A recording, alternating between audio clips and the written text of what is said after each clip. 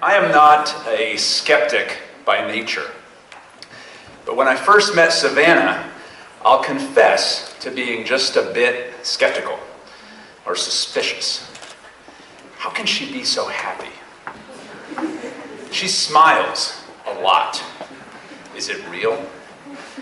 Is it authentic? How can she sustain it? Something's got to throw her off. No one can be this optimistic and this kind all the time. Well, I was wrong. And those of you who know Savannah are well aware, she's the real deal.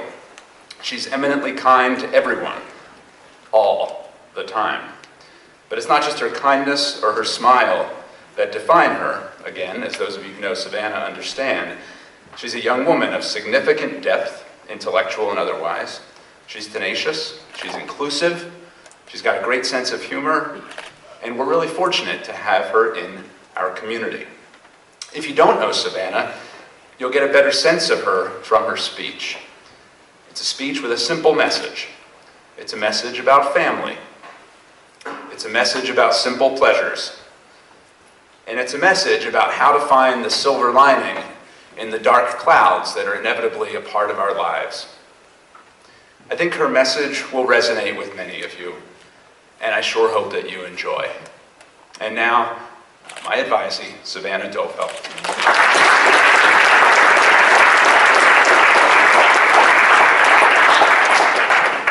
Good morning, everyone. When I first decided to give a chapel speech, I was a little hesitant because I'm only a sophomore. But there's this quote that I've been thinking about lately. Whenever I find myself wanting to wait to do something. I'm sure many of you have heard it in one form or another. But basically, the quote is, why wait for tomorrow when you can do it today? You never know how much time you have left. So if there's something that you want to do, you shouldn't wait to do it. So I figured, why not? Over the summer, I started to think about this. Not waiting to do something tomorrow when you can do it today. I found out in May that my grandfather had passed away. And since I was extremely close to him, it was hard for me to think that I would never see him again.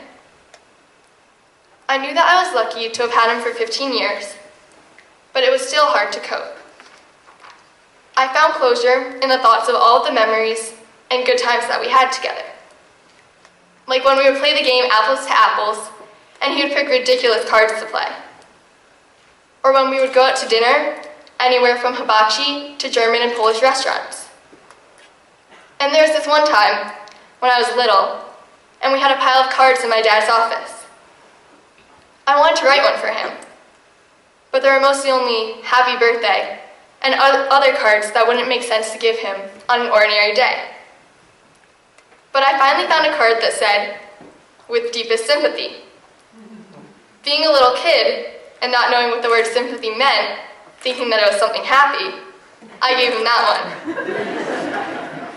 Thank goodness I wrote in it, I'm so happy to see you again, instead of what the card really meant.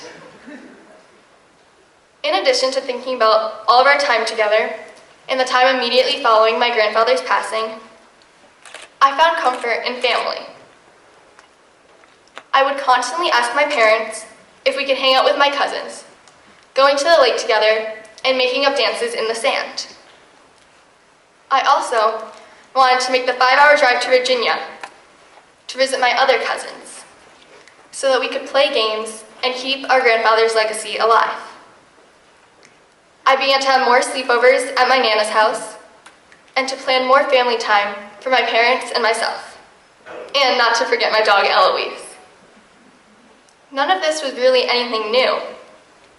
I always made sure that I made time to spend with my family. And I'm fortunate to have great relationships with every single person. But it wasn't until my grandfather passed away that I truly realized how precious those moments with family were. How I had to cherish every one of them, because one day those moments would just be memories. But the point isn't to be morbid or to make you feel sad or upset. The point is to get you to think of how valuable your family is and how they are the people with whom you can have these fun times with, filled with love and laughter. They are the people who would do anything for you, and who you trust and love more than anyone else.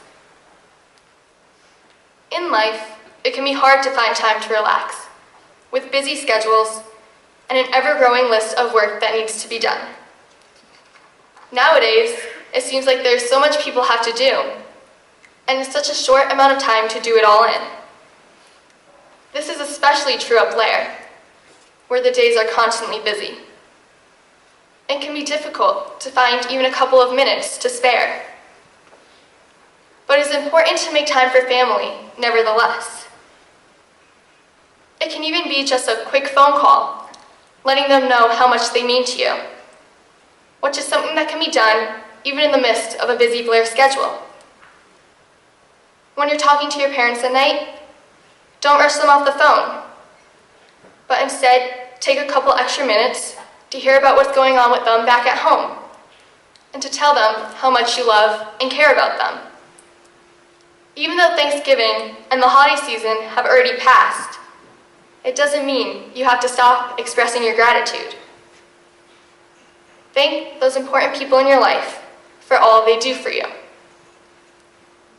And when you're home with your family, cherish those moments that you have with them. Don't let the days you are there go to waste.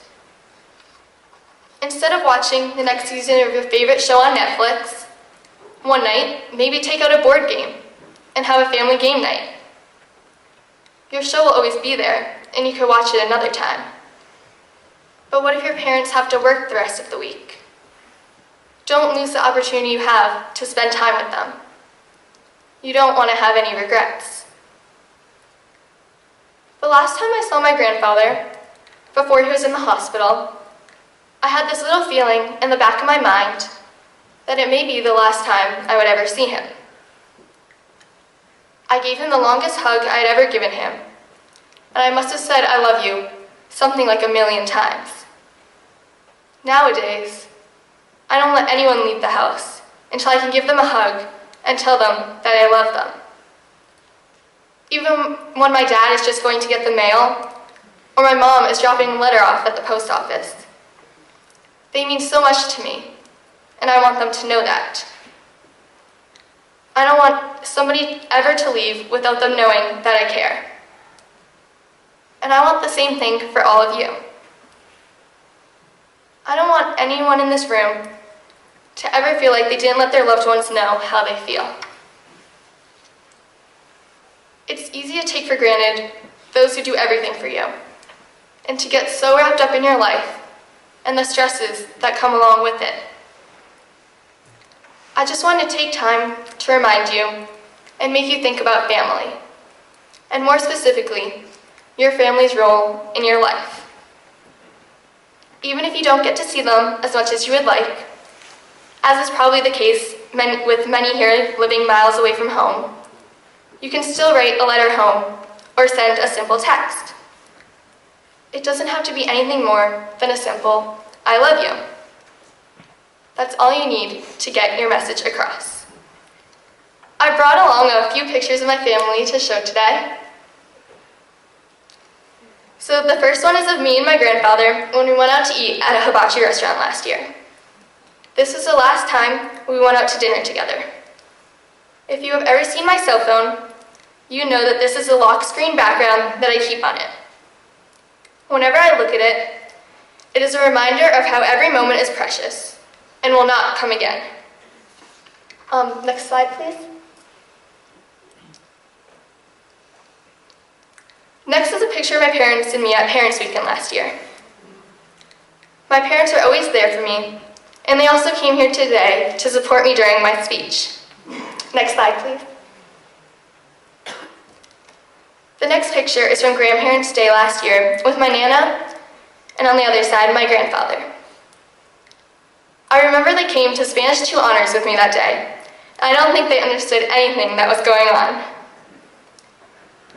It is important to share what you love with those you care about, which is why I always enjoy having the opportunity to take my family to Blair.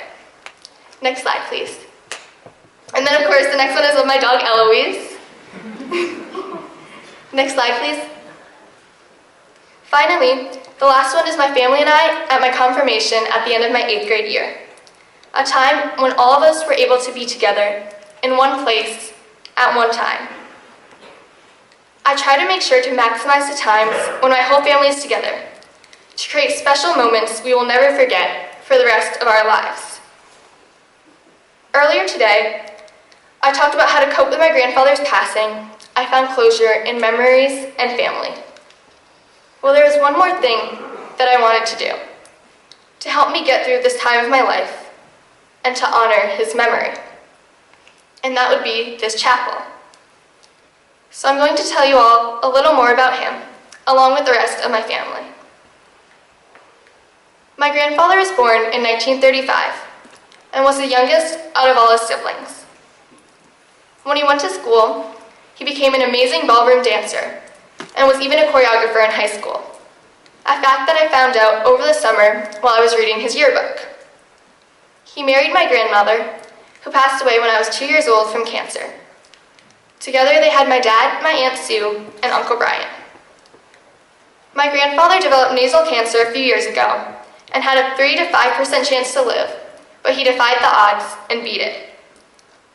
On the other side of my family is my Nana. I am extremely close to her, just like my grandfather. We play games together for hours, and I love it when I have sleepovers at her house. She had my mom and my Uncle Johnny. Furthermore, I also have 7 cousins, all of them girls: Jessie, Sammy, Marissa, Kylie, Stephanie, Melissa, and Andrea. To end my speech today, I want to challenge everyone here to make more time for their family. But that is not my only challenge. I started my speech off with a quote: "Why wait for tomorrow when you can do it today?" My final challenge to all of you is, after this chapel, or after the church finale for those of you still alive, send a family member a text, give them a call, or whatever other way you feel you can show your love. It doesn't have to be more than a minute, but it can be as long as you would like it to be. It's the thought that really counts the most. And for those of us who have the chance to spend time with family over winter-long weekend, remember to fill the days with love and to enjoy each and every moment with your family and those that are close to you.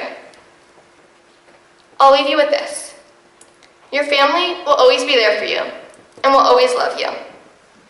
Take time to appreciate them while they are with you and make them know that you care. Lots of things change in the world, but the one thing you will always have is your family. Thank you. Seniors first.